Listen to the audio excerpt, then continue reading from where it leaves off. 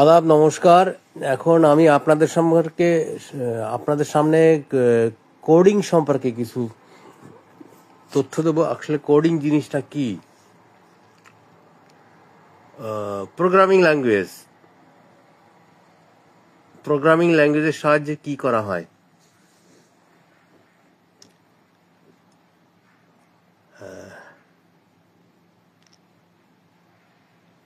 আমি আসলে যখন কোনো ভিডিও করি, এর কোনো মানে যে আগে যে একটা ধরনের প্রস্তুতি এরকম কোনো কিছু আমি নিই নাই আর কি, বা অনেক সময় নেওয়া সম্ভবই হয় না। এখন সময় আছে এবং ভবিষ্যতে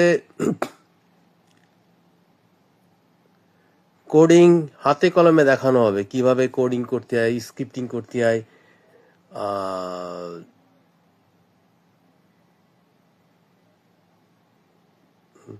কোডিং মূলত জিনিসটা স্ক্রিপ্টিং। স্ক্রিপ্টিং মানে আমরা যেমন টেক্সট এডিটরে লেখি বিভিন্ন একটা টেক্সট, কোডিং আছে ম্যাথমেটিক্যাল রাইটিং, অর্থাৎ প্রোগ্রামিং ল্যাঙ্গুয়েজ স্ক্রিপ্টিং করা।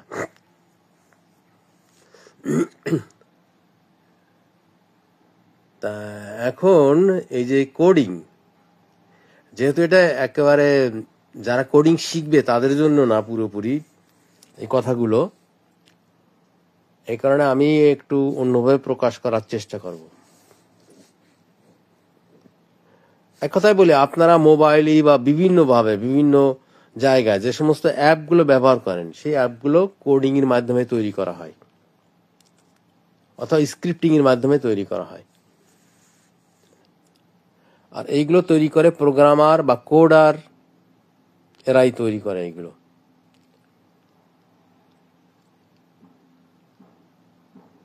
তা অ্যাপ যেমন আপনারা হোয়াটসঅ্যাপ ব্যবহার করছেন আর কি, তো হোয়াটসঅ্যাপের পিছনে যেটা আপনি ব্যবহারকারী, সে কিন্তু ওইগুলো দেখতে পারে না আর কি। একটা বিশাল স্ক্রিপ্টিং আছে ফাংশন অনুসারে, সেই স্ক্রিপ্টিং গুলোই হচ্ছে আপনার কোডিং আর কি। এখন আমরা হোয়াটসঅ্যাপ বাদে কিভাবে দেশের উন্নয়নের কাজে এই কোডিংটা ব্যবহার করতে পারি। আমি 11 তারিখই দেশ থেকে এখানে ফিরে আসছি। আমি দীর্ঘদিন দেশে ছিলাম আর কি, দীর্ঘদিন মানে 9 মাস 10 দিন প্রায়। তার আগে কিন্তু আমি 15 বছর দেশে ছিলাম না আর কি। তা দেশে ফেরার পরে আমি মোটামুটি দেশের গ্রাম শহর, ঢাকা শহর, যশোর শহর, নড়াইল শহর এবং নড়াইলের আশেপাশে গ্রাম বা আমাদের গ্রামের বাড়ি বেনাপোল, সমস্ত জায়গা আমি দেখাশোনা করছি আর কি। বিভিন্ন গ্রামের বাড়ি টাড়ি এবং মানুষের মানসিকতা, কিভাবে তারা চিন্তা করে ইত্যাদি ব্যাপার স্যাপার সম্পর্কে আমি মোটামুটি অবগত এখন আর কি। তা বাংলাদেশে উন্নতির জন্য ব্যাপক পরিমাণ জায়গা আছে, অর্থাৎ বাংলাদেশের উন্নতি করার ব্যাপক সম্ভাবনা আছে আর কি। কিন্তু এইগুলো আমার কাছে মনে হয় যেগুলো আসলে কেউ করতে চায় না বা করে না, মানে অথবা পদ্ধতি জানে না আর কি, কিভাবে কি করতে হবে আর কি।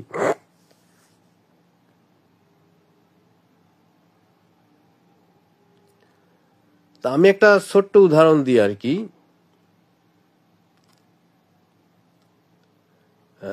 ধরা যাক, বিভিন্নভাবে আমি কথাটা প্রকাশ করতে পারি। গ্রামের একটা রাস্তা কিভাবে সুন্দর রাখা যায়। ধরেন গত সরকারের আমলে আমি অনেক 15 বছর আগে যখন গেছিলাম, তখন গ্রামের কিছু রাস্তা পাকা থাকলেও গ্রামের সমস্ত রাস্তা পাকা ছিল না, বা যাতায়াত ব্যবস্থা বা বিদ্যুৎ এর ব্যবস্থাটা অত সুন্দর ছিল না। এবার দেশে এসে দেখলাম যে আমাদের একটা লোক যদি গ্রামে বাস করতে চায়, তাহলে 3টে যে বেসিক জিনিস, পাকা রাস্তা অর্থাৎ তার বাড়ি যাওয়ার জন্য কাদার উপর দেওয়া যাইতে হবে না, গ্যাস, গ্রামে গ্যাস না হলে অবশ্য বিশেষ কোনো সমস্যা নেই, কারণ লোহার চুলো তৈরি করে এই খড়িগুলো কাজে লাগানো যায়। তারপরেও গ্রামে গ্যাসের ব্যবস্থা করা যায়, ইলেকট্রিসিটি, পানির ব্যবস্থা সবই এখন গ্রামে করা সম্ভব বা গ্রামে আছে।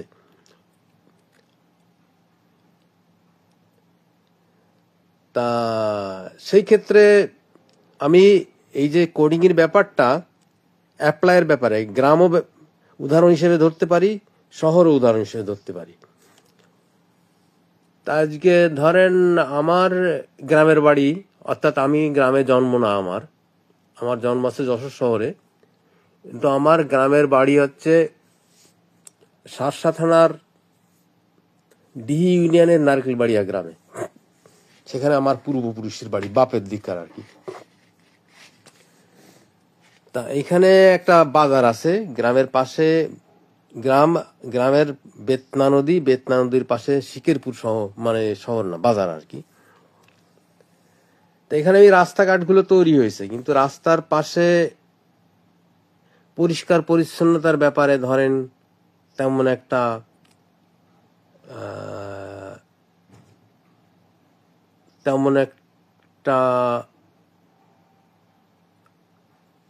যে মানুষ সচেতন, এটা আমার কাছে মনে হইল না আর কি। শুধু রাস্তাঘাট সরকার করে দিল, এটা তো আর মানে সব জিনিস না। পরে রাস্তাটা রক্ষণাবেক্ষণ করা বা সরকারিভাবে কোনো একটা করে, সেটা তো প্রত্যেকটা লোকের নিজ নিজ দায়িত্ব আর কি। তা সেই ক্ষেত্রে আমরা কিভাবে কোডিং এর ব্যবহার করতে পারি? ধরেন একটা গ্রাম, সেই গ্রামে কথার কথা 3 জন লোক থাকলো, গ্রামের পরিষ্কার পরিচ্ছন্নতা বেতনভোগী চাকরি, অর্থাৎ সেই গ্রামে যারা রাস্তাঘাট ঠিকঠাক রাখবে, একটা ডিসিপ্লিন মেনটেন করা আর কি। তারপরে গ্রামে একটা প্রাইমারি স্কুল আছে। তা প্রাইমারি স্কুলের ক্ষেত্রে স্কুলের অবস্থাটা, আমি ভিতরে যাইনি অবশ্য, কিন্তু অবস্থাটা বাইরের থেকে খুব একটা পরিষ্কার পরিচ্ছন্ন ভালো বলে মনে হয় না। একটা শহীদ মিনার আছে, এই আর কি। তা এখন একটা প্রাইমারি স্কুলও ধরেন কোডিং এর ব্যবহার করা যায়। তা একটা অ্যাপ তৈরি করে, সে অ্যাপের ডাটাবেস তৈরি করা, কত ছাত্র আছে নাম অনুসারে। একটা মানে ছাত্র তো প্রাইমারি স্কুল বোধহয় বেতন দেয় না। তারপরে বই পড়াশুনো, সে ছাত্র উপস্থিতি, তার কত পার্সেন্টেজ উপস্থিতি আছে, কত সময় সে ক্লাস গ্যাপ দিল, তার কত সময় সে অসুস্থ থাকলো, এইগুলো সমস্ত কিছু কোডিং এর মাধ্যমে সংরক্ষণ করা সম্ভব। অর্থাৎ কোডার বা প্রোগ্রামার একটা অ্যাপ তৈরি করলো বাই অর্ডার, অর্থাৎ প্রাইমারি স্কুলের ছাত্র ছাত্রীদের ডাটাবেস, তাদের নাম সমস্ত কিছু কম্পিউটারাইজ করা, এবং তাদের বোধহয় ওই বয়সে এনআইডি কার্ড থাকে না আর কি, জন্ম নিবন্ধন সনদ, অর্থাৎ তাদের যে জন্ম তারিখ সবগুলো, নাম ধরেন নাম, তারপরে সারনেম মানে বংশগত নাম, জন্ম তারিখ, তারপরে নিবন্ধন নাম্বার ইত্যাদি দিয়ে ডাটাবেস। তখন আপনি যদি ABCD অনুসারে, অর্থাৎ অ আর হ্রস্ব দীর্ঘ অনুসারে কোডিং, তাহলে অতে ক্লিক করলে অর নামগুলো বেরোয় চলে আসলো, বুঝলেন, কথার কথা আর কি। তা সেইখানে আমি তার নামটা বাইর করে ক্লিক করলে তার সম্পর্কে তথ্য বেরোয় চলে আসলো, সে কতদিন অসুস্থ ছিল, মানে সে তার মা বাপের অর্থনৈতিক অবস্থা কেমন, তার কি ধরনের পড়াশোনার সহায়তার প্রয়োজন আছে, ইত্যাদি ইত্যাদি অনেক ব্যাপার স্যাপার। তা এই ক্ষেত্রে কোডিংটা আমি জাস্ট একটা উদাহরণ দিলাম আর কি। এখন আমার ভিডিও করার জন্য কতটুকু সময় ফেসবুক দেয় আমি ঠিক জানি না, তবে যতদূর সময় দেয় আমি কথা বলার চেষ্টা করব আর কি। তারপরে টিচার, একটা প্রাইমারি স্কুলে কতজন টিচারের প্রয়োজন আছে, পরিষ্কার পরিচ্ছন্নতার জন্য কি লোক থাকবে নাকি নিজেরা করবে, এটা একটা ব্যাপার আছে। তারপরে পাহারা দেওয়ার জন্য, অর্থাৎ একটা গ্রামে, আমি মোটামুটি প্রত্যেকটা গ্রামের এরিয়া তো আলাদা, 2-3 জন লোক যদি নিয়োগ করা হয়, তাদের এক ক্ষেত্রে একটা চাকরি হলে তাদের দায়িত্ব থাকলো যে গ্রামগুলো পাহারা দেওয়া বা পরিষ্কার পরিচ্ছন্নতার ব্যাপারে। পরিষ্কার পরিচ্ছন্নতার ব্যাপারে গ্রামের কোনো গ্রামে অত ড্রেন সিস্টেমটা হয়তো অতটা প্রয়োজন না, বা কোনো রাস্তায় বাজারের ভিতরে কোনো গ্রাম আবার বাজার আর কি, সেই ক্ষেত্রে হয়তো ড্রেন সিস্টেমটার প্রয়োজন আছে। তা এইগুলো তারপরে একটা জিনিস যেটা দেখলাম যে গ্রামের পাশে মানুষের শিক্ষা দেয়া, যে একেবারে রাস্তার পাশে গোবর ফেলে রাখা, গোবরের বান্ডিল তৈরি করা এবং গন্ধ রাস্তার থেকে পাওয়া যায়, এই সমস্ত ব্যাপারে গ্রামের মানুষকে সচেতন করা, মানে এটা পরিষ্কার পরিচ্ছন্নতার আওতায় পড়ে। তাহলে পরিষ্কার পরিচ্ছন্নতা করতে গেলে, একটা ড্রেন সিস্টেম করতে গেলে টোটাল জিনিসটা আপনাকে কম্পিউটারাইজড করে ম্যাপ তৈরি করে কম্পিউটারের ভিতরে দেখতে গেলে সব কিছুই জন্য অ্যাপ তৈরি করা সম্ভব, এবং সেই অ্যাপগুলো তৈরি করা আছে কোডাররা বা প্রোগ্রামাররা। এক্ষেত্রে আমাদের এখনকার পৃথিবীতে মানে বিশ্বের উন্নয়নের জন্য কোডিং বা প্রোগ্রামিং একটা বিশেষ গুরুত্বপূর্ণ অবস্থানে আছে। আপনি যে কোনো ধরনের হিস্টোরিক্যাল বলেন, পলিটিক্যাল বলেন, তারপরে সামাজিক বলেন, সমস্ত ক্ষেত্রেই কোডিং এর ব্যবহার আছে। তারপরে সায়েন্টিফিক ক্ষেত্রে তো কোডিং এর বিশাল ব্যবহার আছে, সেটা তো বলার অপেক্ষা রাখে না। তা সেইগুলো আমি এখন বলার জন্য এই ভিডিওটা আমি ঠিক তৈরি করছি না আর কি। তো এই আর কি একটা উদাহরণ দিলাম আর কি, উদাহরণ দিলাম। তার মানে তারপরে গ্রামে ধরেন প্রত্যেকটা ডাটাবেস তৈরি করে ওই গ্রামে কতটা স্কুল আছে, মসজিদ আছে, মন্দির আছে। তারপরে গ্রামের দিকে অবশ্য লাইব্রেরি থাকে না আর কি, লাইব্রেরি থাকলে ভালো হয় আর কি। তারপরে কালচারাল কোনো কিছু থাকলে আরো ভালো হয়, যে গ্রামের মানুষ গান বাজনা সঙ্গীত সাধনা করতে পারবে। তো এর জন্য অবশ্য শিক্ষার একটা ব্যাপার আছে, কারণ সঙ্গীত সাধনা করতে চাইলে তো হয় না, সঙ্গীতের জন্য সঙ্গীতের টিচার লাগে। টিচারের যথেষ্ট অভাব আমি দেখছি আর কি বাংলাদেশে, অর্থাৎ আগ্রহের অভাব আছে মানুষের। মানে সাংস্কৃতিক বিপ্লবের জন্য আপনার তিনটে জিনিস আমার মনে হয় খুব গুরুত্বপূর্ণ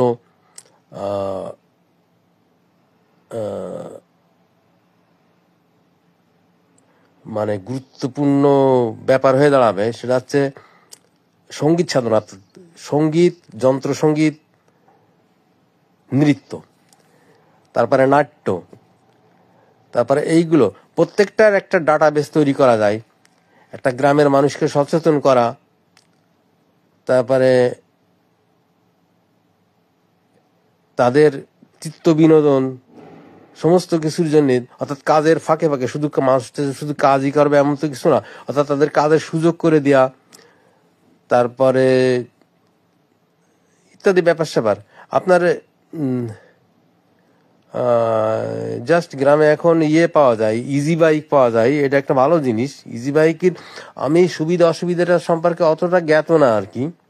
তবে এইখানে আমার এক বন্ধু বলছে, সে বলছে ব্যাটারি চালিত গাড়িতে সে ব্যাটারি যখন বিনষ্ট করা হয়, ব্যাটারি যখন, তখন এইগুলো ফেলে দিলি ইকোলজিক্যালে সমস্যা হয়। কিন্তু নর্মালি আমরা যেটা দেখি, এই ইলেকট্রিসিটিতে তৈরি চলা গাড়ি অর্থাৎ ব্যাটারি চালিত গাড়িগুলো ইকোলজিক্যাল দিক দিয়ে আমার ব্যক্তিগতভাবে মনে হচ্ছে এই মুহূর্তে যে এটা মানে আরো সুন্দর, কারণ এখান থেকে গ্যাস নির্গত হয় না, অর্থাৎ কার্বন ডাইঅক্সাইড নির্গত হয় না, ওজন মানে এর পরিমাণ ঠিক থাকে। তা সেই ক্ষেত্রে বোধহয় এই ইজি বাইকটা আমাদের দেশের জন্য ভালোই বলে মনে হলো, কারণ আমাদের দেশে তো এখনো ওরকম পর্যায়ে যাওয়া সম্ভব হয়নি যে ট্যাক্সি ছাড়া চলা সম্ভব হবে না আর কি, অর্থাৎ রিক্সা ইজি বাইক আমরা বাতিল করে দেবো, এই ধরনের অবস্থায় আমরা এখনো পৌঁছাইনি আর কি।